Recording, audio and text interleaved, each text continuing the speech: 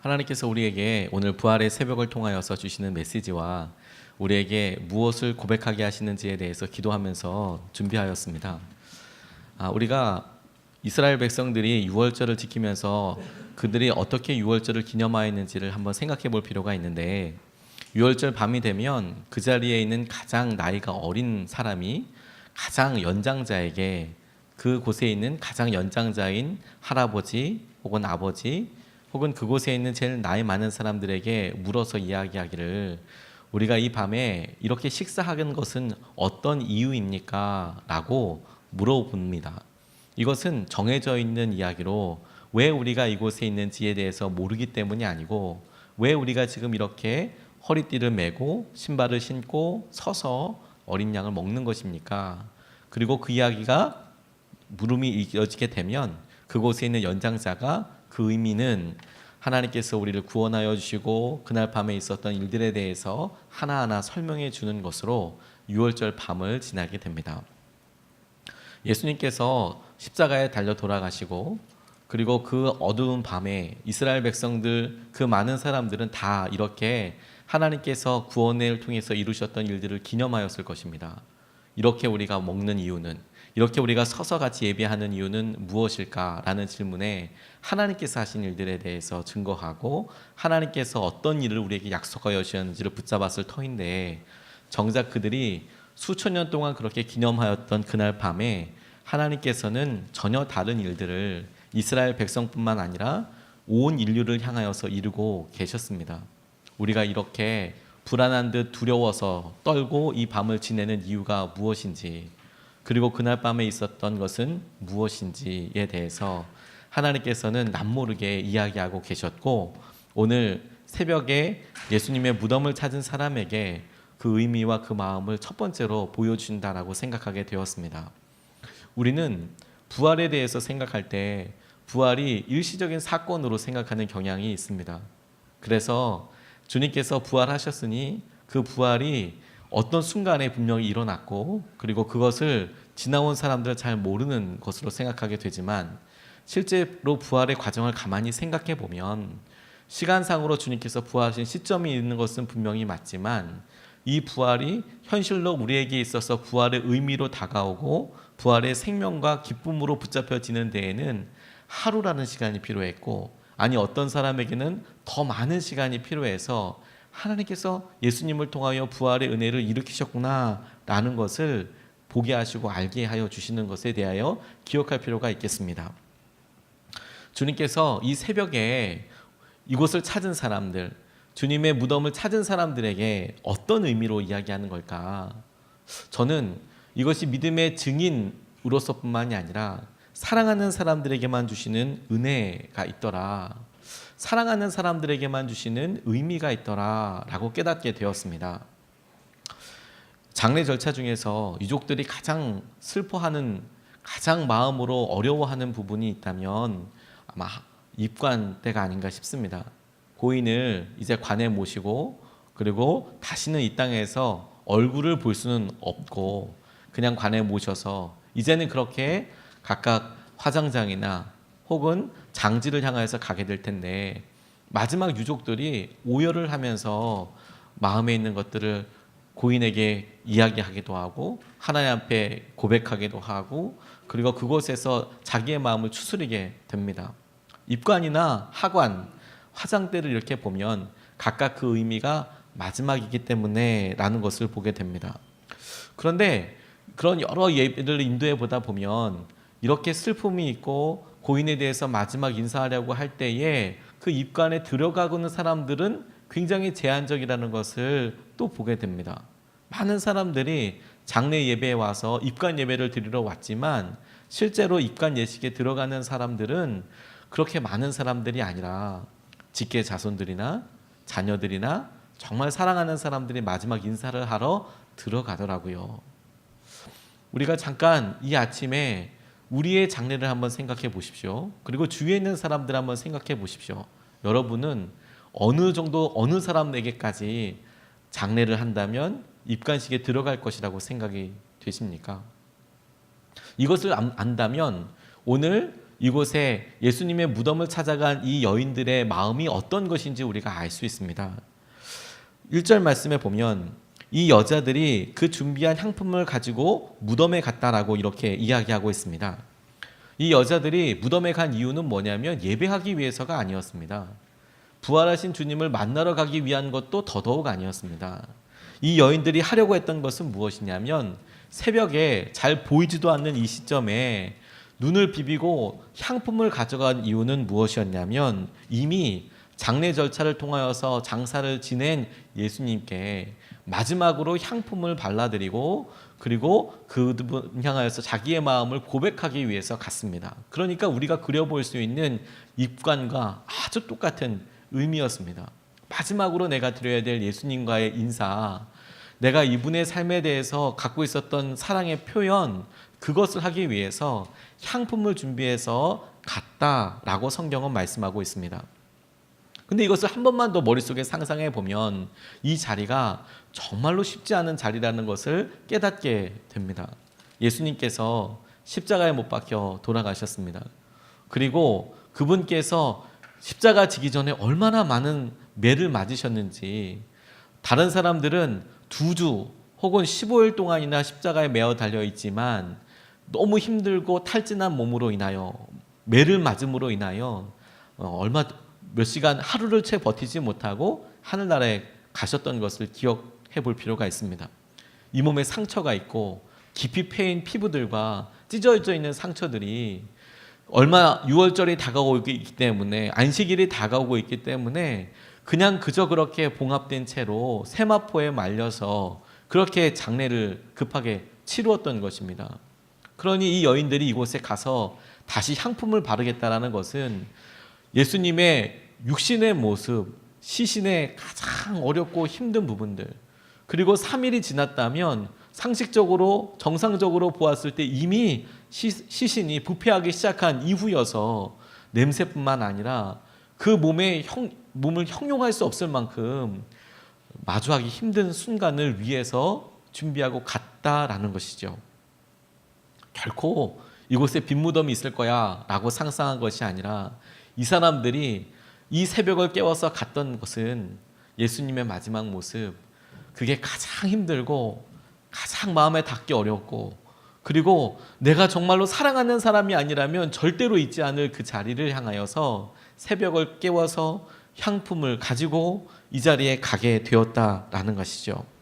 우리는 해마다 지켰던 부활절을 생각해 보면서 이번에도 기도하면서 너무 빨리 부활절 새벽에 빈 무덤을 발견하는 마음, 우리가 해마다 부활절을 준비하고 또 부활절을 기념하였기 때문에 마저 부활절에 예수님께서 빈 무덤에 그곳에 있었지, 믿음으로 우리가 그렇게 이것을 누리지 라고 생각하는 것은 맞지만 그 과정에 얼마나 안타까운 마음이 있었는지, 그리고 그 부활의 새벽을 깨우는 사람은 어떤 기가 막힌 마음으로 그곳에 결단하고 가게 되었는지, 우리가 그 사랑하는 마음을 잊어버리면 부활을 통하여서 하나님께서 우리에게 정말로 말씀하고자 하시는 것들에 대하여 우리가 놓치게 되는 것이라고 생각하게 되었습니다.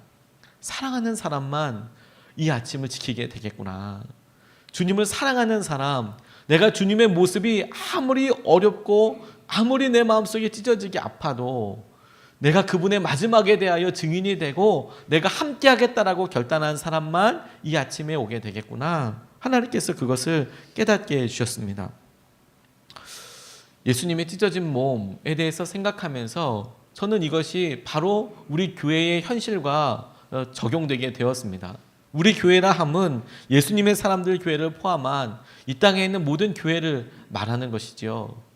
그렇게 찢어진 몸, 마주하기도 힘들고 두려운 것, 그리고 이 험한 일들에 대해서 누가 해야 하나, 어떻게 시작해야 되나 모르는 이런 상황들에 대해서 묵상하는데 주님께서 우리에게 한국교회의 현실과 몇몇 목사님들로 인하여서, 교회의 지도자들로 인하여서 여러 사람들이 갖고 있었던 기가 막힌 교회에 대한 아픔에 대해서 생각나게 하셨습니다.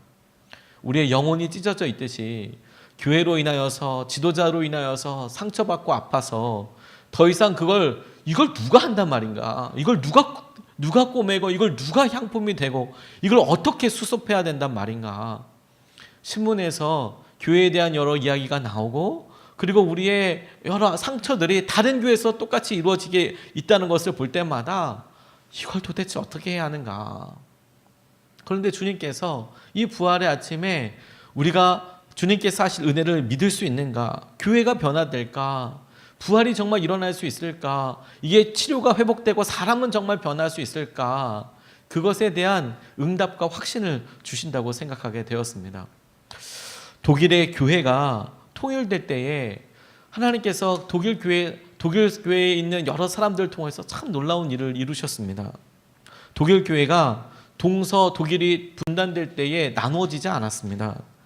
동독으로 서독으로 가는 여행권이 서로 주지 않게 되니까 가까운 동서독 지방에 모여서 전화를 꼽아들고 교회 지도자들이 회의를 했답니다. 서로 여행을 할 수 없으니까 모여서 회의를 해야 하는데, 교회가 모여서 회의를 해야 하는데, 그런데 그러면 동독 따로 서독 따로 모인 것이 아니라 그러면 우리가 베를린 장벽 근처에 모이듯이 가까이 모여서 전화를 통해서, 그때 화상통화가 있을 때도 아닌데, 그리고 우리가 교단을 쪼개지 않고 우리는 한 교회고 한 몸이다라고 그렇게 했던 것이죠. 시간이 지나고 나니까 동독은 종교세를 폐지해 버렸습니다. 독일은 당시에 세금으로서 교회의 여러 행정일들과 또 목사님들의 사례와 이런 것들을 국가가 기독교 국가였기 때문에 그렇게 하고 있었는데, 동독에서 종교세를 폐지한다는 것은 목회자들은 다 이제 없어지는 것이고 교회도 운영비가 전혀 없게 되는 것이고 그런 상황으로 몰아가게 되는 것인데, 서독교회에서 그 모든 것을 다 분담하게 되었습니다. 일정 기간이 지나서 우편 교환을 할 수 있게 되니까 우체국 앞에 사람들이 인산인해를 이루고 있더랍니다. 뭐 하는 건가 이렇게 보니까 서독 교인들이 동독에 자기가 알고 있는 형제들에게, 친척들에게 부활절 카드를 보내고 있더라는 것이죠. 예수님께서 부활하셨습니다. 그분이 우리 구세주이십니다. 계속해서 교회가 솔선수범해서 그렇게 동서독의 여러 일들에 대해서 책임을 지고 나아가기 시작했습니다. 그리고 왕래가 시작되면서 돈을 서로 쓰게 되는데 동독과 서독이 똑같은 마르크화를 쓰기 시작했습니다. 그런데 실제로는 차이가 있었습니다. 한 5대1 정도로. 동독은 아주 가격이 싸고 서독은 엄청나게 비싼 가격으로 실제로 진행이 되는 것이죠. 그러다 보니까 동베를린에 가면, 그곳에 가서 악보를 사게 되면 연주가들이 자기들이 연주할 어떤 바흐나 이런 사람들이 악보를 사러 갈 때 동독을 가게 되면 서독에서 살 수 있는 5분의 1 가격으로 그 악보를 살 수 있었던 것이죠. 그러니까 유학생들이 동독으로 넘어가서 필요한 물품들을 사기도 했답니다. 그런데 반대로 독일 사람들은 서독으로 오지를 못하는 겁니다. 기름값이 안 되는 것이고 밥 먹었던 것도 5배나 더 비쌌기 때문에 동독 사람들은 서독에 감히 올 생각을 하지 못하는 것이죠. 그런데 그때 교회가 동독에서 오는 사람들에게 밥을 주고 차에 기름을 넣어주기도 하고, 그래서 이 사람들과의 왕래를 계속했던 것이죠.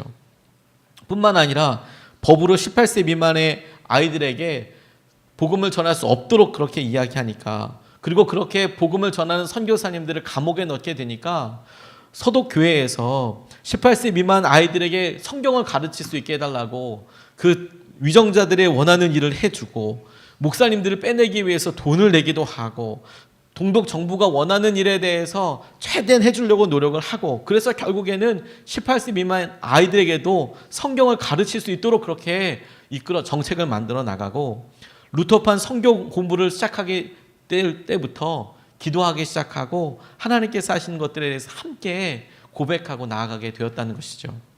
그러던 때 동독 지역을 탈출해서 죽임을 당한 사람들을 추모하기 위해서 모였던 성 니콜라이 교회에서 성경 공부가 시작하게 되고, 성경 공부를 하던 사람들이 추모의 손길과 이어져서 사람들이 늘어나게 되고, 그러니까 당시에 독일을 집권하고 있었던 호네커 총리가 이것을 강제로 해산하기 위해서 무장한 군대를 보내기까지 했답니다. 라이프치히에 있는 이 성 니콜라이 교회의 포위에서 발포 명령도 내려서 이 사람들이 허튼 짓을 하면, 허튼 짓을 하게 된다고 하면 다 그냥 발포해 버려라. 그리고 심지어 그 가운데 여러 이간질을 하는 사람들을 심어서 폭력적인 사태로 이끌어 나가도록, 그렇게 서로가 서로에게 싸움이 일어나도록 이간질을 하는데, 한 사람씩 한 사람씩 우리가 예수님처럼 이 일을 하자. 그래서 그런 이간질들을 다 넘어서게 되고 그 시점을 넘어서게 되니까 호네코와 그곳에 있던 무장 군인들도 어떻게 해보지 못하고 전 세계 각지에서 몰려든 기자들이 그와 같은 일들을 다 사진을 찍어서 외신으로 내보내고, 그런 일이 있는 중에 이태리 기자가 질문을 하는 중에 독일 말로 잘못해서 그 밤에 갑자기 독일이 통일되는 일까지 경험하게 되었다는 것이죠. 열심히 기도했던 독일 교회에 하나님께서 갑작스럽게 그 기도에 응답하여 주셔서 통일이 되게 하여 주셨더라. 그런데 진짜 일은 그 다음에 일어나게 되었습니다. 통일이 되고 나서 독일을 지원했던 교회가 그러면 자기들이 지원했던 일에 대해서 얼마만큼 동독 교회에 이게 되어 있을까? 지원이 된 걸까? 그걸 시간이 지난 다음에 알게 되었다는 겁니다. 이 사람들도 동독에 있는 교회들을 후원하면서 자기들이 이만큼의 돈을 보냈는데 이게 얼마나 후원이 될까? 이게 얼마나 갈까? 이런 생각을 하긴 했는데 실제로 보게 되니까 한 70% 정도는 중간에 다른 사람들한테 다 가버린 겁니다. 70%도 많이 작게 잡아서 그런 것이지, 실제로 자기들이 헌금을 하고 자기들이 쏟았던 여러 사랑이 독일에 있는 사람들에게 흘러가게 된 것은 30%도 되지 않더라는 것이죠. 그러니까 그런 일들을 보고 독일 목사님들에게 물어봤답니다. 이거 낭비 아닙니까? 교회가 수고했던 일에 대해서 아무도 몰라주는 거 섭섭한 일 아닙니까? 섭섭하지 않습니까? 그렇게 이야기했더니 이 목사님들이 이렇게 이야기하더라는 거죠. 무슨 소리를 하십니까? 통일 자체가 최대의 보상입니다. 뭘 더 바랍니까? 통일 자체가 최대한의 놀라운 보상이고 뭘 더 바라겠습니까? 하나님께서 우리에게 부활의 여러 일들을 보게 하시고 조국 교회와 우리가 이 땅에서 받은 상처를 놓고 이야기할 때 주님께서는 사람이 변하겠느냐, 교회가 변하겠느냐, 치유되겠느냐, 그리고 그 교회의 모습을 통해서 연약한 우리가 변하겠느냐, 우리가 정말로 하나님께서 하신 은혜들을 보고 있겠느냐. 그런데 우리에게 주님께서는 분명히 할 수 있다라고 말씀하실 뿐만 아니라 주님의 은혜와 역사하심이 얼마나 주님을 사랑하는가라는 고백을 할 수 있는 것으로, 무엇을 더 우리가 원한단 말인가.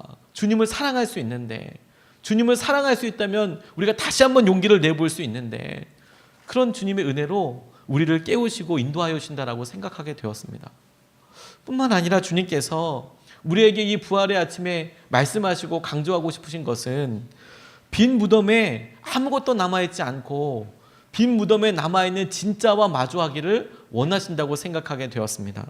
3절로 8절까지 말씀을 부분 보면 주 예수의 시체가 보이지 아니하더라. 어찌하여 살아있는 자를 죽은 자 가운데서 찾느냐? 이렇게 물어보시고, 여기 계시지 않고 살아나셨느니라. 갈릴리에 계실 때에 너희에게 어떻게 말씀하시는지를 기억하라. 7절 말씀에 인자가 죄인의 손에 넘겨져 십자가에 못 박히고 제3일에 다시 살아나리라. 8절 그들이 예수의 말씀을 기억하였다. 이렇게 이야기하고 있습니다.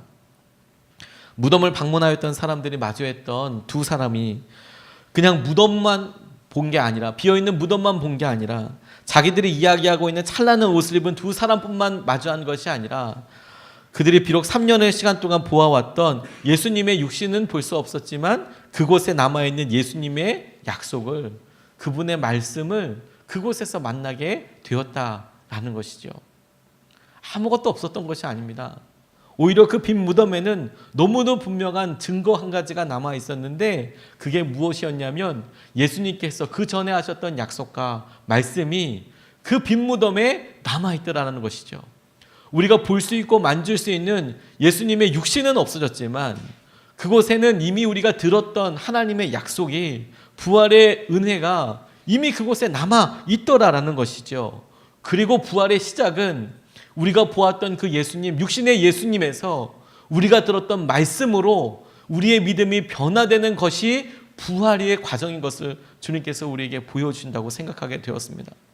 부활은 다른 것이 아니라 예수님께서 이 땅에 살아나셨는데 그 살아나게 되셨다라는 것을 우리가 만질 수 있었던 체험과 경험의 수준에서 주님께서 이미 우리에게 말씀하신 약속의 말씀이 우리에게 믿어지게 되어가는 과정, 그게 부활인 것이죠. 그리고 부활의 자리에 참여하게 된 사람들은, 주님을 향한 사랑으로 인하여서 여기까지 온 사람들은 그 부활이 일어나게 된 것을 처음으로 믿고 그리고 듣는 사람이 되었던 것입니다. 우리가 체험했던 것들, 하나님께서 우리에게 행하여 오신 것들을 우리 스스로가 경험하게 되는 것이죠. 그런데 여러분, 이거와 같은 것은 우리가 이미 예수님이 처음에 오셨을 때부터 하나님께서 말씀하신 것입니다. 말씀이 육신되어서 이 땅에 오셨다. 그래서 예수님께서 이 땅에 태어나셨다. 그런데 부활은 주님께서 우리에게 이렇게 말씀하고 계십니다. 그런데 그 말씀은 너희와 함께 하셨던 말씀이고, 함께 하셨던 그 주님이 이제는 너희들이 경험할 수 있는 차원을 넘어서 너희들에게 직접 하셨던 말씀대로 너희에게 오게 될 것이다 라는 것이죠. 함께하고 계신다라는 것이죠.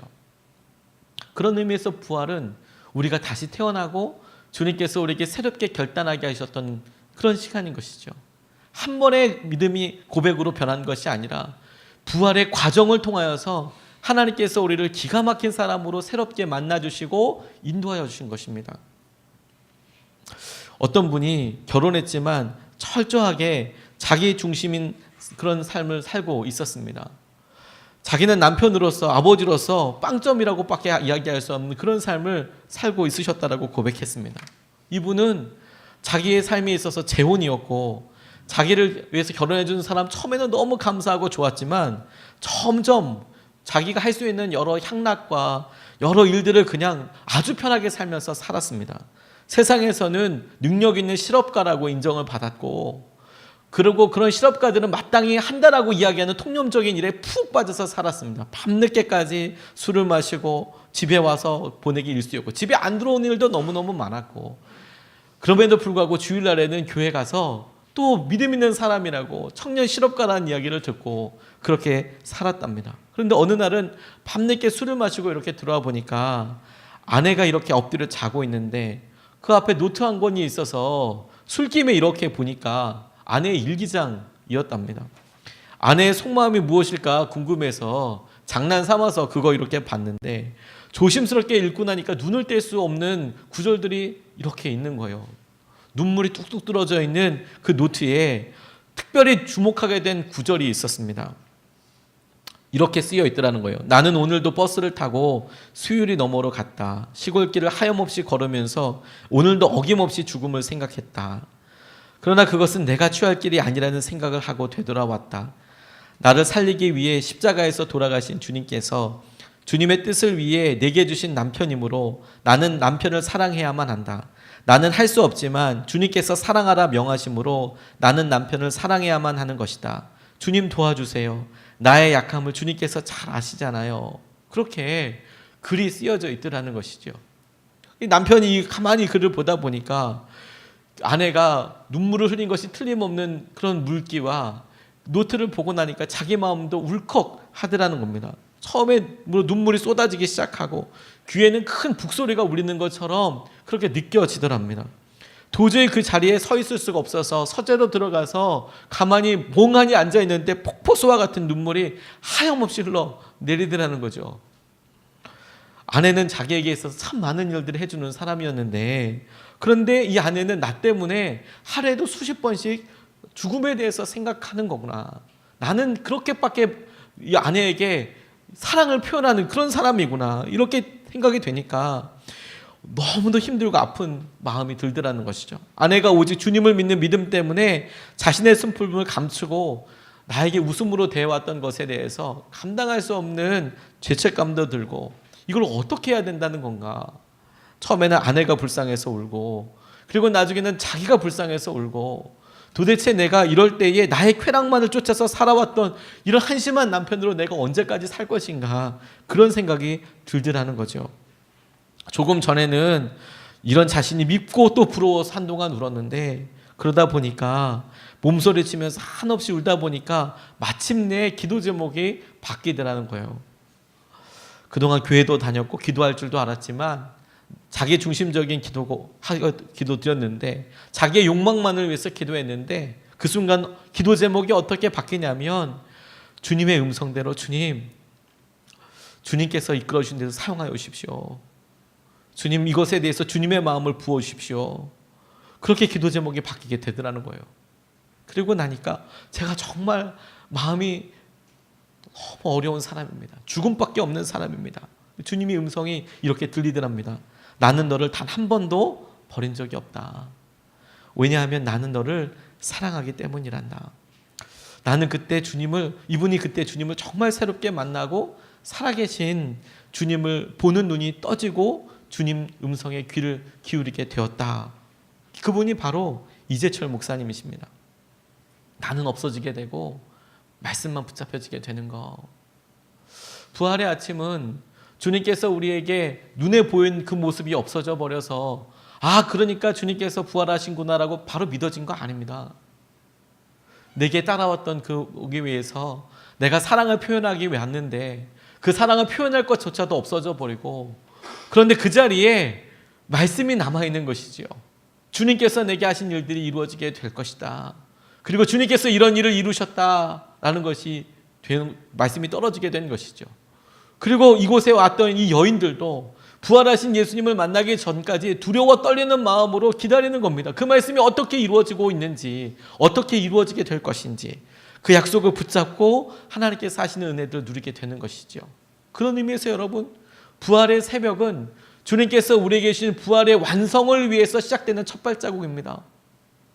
주님께서 우리에게 말씀하셨던 말씀이 실제로 이루어지는 것을 위해서 나아가게 되는 한 걸음을 걷게 되는 것이죠. 그리고 그 말씀을 우리에게 마침내 이루어서 빈 무덤 같은 우리 마음에 말씀으로 주님께서 계속 이끌어 주시는 것을 강하게 믿고 나아가게 되는 것을 우리가 붙잡는 것이라고 믿습니다. 이 아침에 주님께서 우리에게 이 부활의 새벽을 통하여 우리에게 직접 하신 말씀이 이루어지고 그것을 향하여 주님의 은혜를 누리고 나아가게 되는 저와 여러분 되시기를 축복합니다. 우리에게는 이 부활의 아침을 깨웠던 여인들보다도 놀라운 증거 한 가지가 더 있는데, 주님께서 정말로 부활하셨다는 것을 우리가 이미 알고 있는 것이죠. 우리가 같이 이 부활의 이 말씀을 붙잡고 같이 기도하고 싶습니다. 두 번 나눠서 같이 기도하겠습니다. 두 번 같이 기도하고 자유롭게 기도하실 분들은 기도하시고, 그리고 우리 아침 교제하실 분들은 나가셔서 우리 다목적실에서 같이 교제할 수 있도록 하겠습니다. 두 번 나눠서 기도하는데 첫 번째는 이렇게 기도하겠습니다. 예수님께서 말씀으로 함께 하심을 믿습니다. 말씀을 의지하여 더욱 굳건히 신뢰하게 하소서, 이렇게 기도하고 싶습니다. 우리가 빈 무덤을 발견하게 되었을 때 아무것도 없었던 것이 아니라 말씀이 그 자리를 차지하고 있었습니다. 새벽에 주님의 무덤을 찾아갔던 사람이 그 순간에 믿어진 것 아니고 주님의 말씀 앞에 마주하게 된 것이 부활의 새벽이었습니다. 주님께서 오늘 우리에게 동일하게 말씀하십니다. 이 새벽에 우리가 주님 사랑해서 이곳에 왔습니다. 근데 주님께서 우리에게 어떠한 확신을 먼저 주시는 것이 아니라 주님께서 우리에게 약속의 말씀을 주십니다. 그분이 부활하셨노라고, 그분이 우리의 마음속에 함께하고 계시노라고. 그리고 우리는 그것에 두렵고 떨리는 마음으로 어떻게 이루어지는지를 이제서부터 보게 되고 알게 될 것입니다. 주님, 우리가 이제 첫 번째로 예수님께서 말씀으로 함께 하심을 우리가 고백합니다. 말씀을 의지하며 주님만 더욱 신뢰하게 하여 주시옵소서. 이 시간 우리가 첫 번째로 같이 기도하시겠습니다.